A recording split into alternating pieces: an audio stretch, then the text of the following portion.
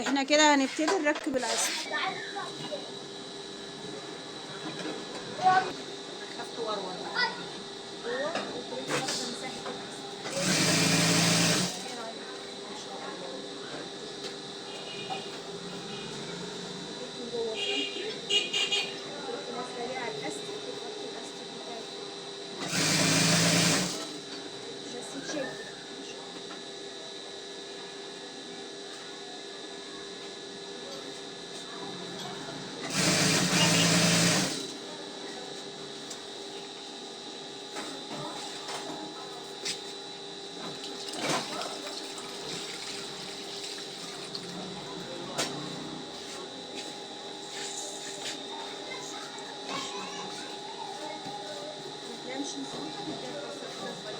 كده كده محتاجه البيت مش كشف.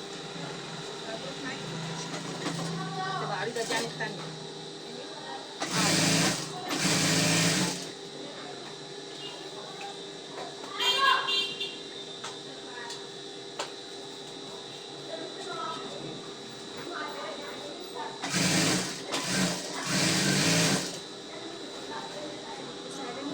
كده علشان ما تضربش منك مع الاستيك. الاستيك بيغير لك الاتجاه بتاعها خالص.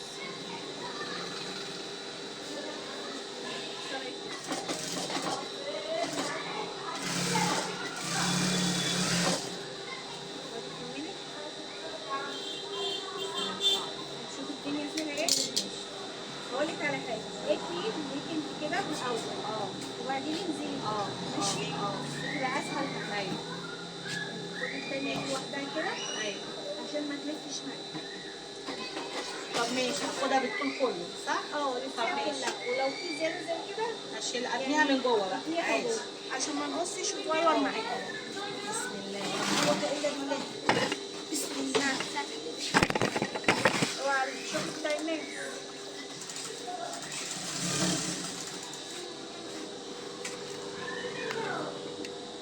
احنا كده حاولنا نبسط الموضوع عشان ما تلفش منك.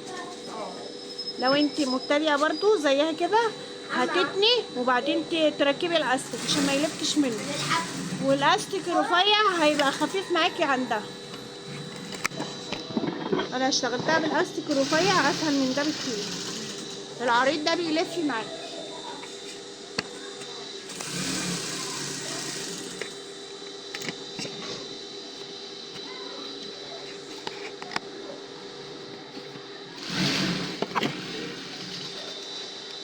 كده هنخلص التانية كلها وبعد كده نرجع لكم تاني احنا بنركب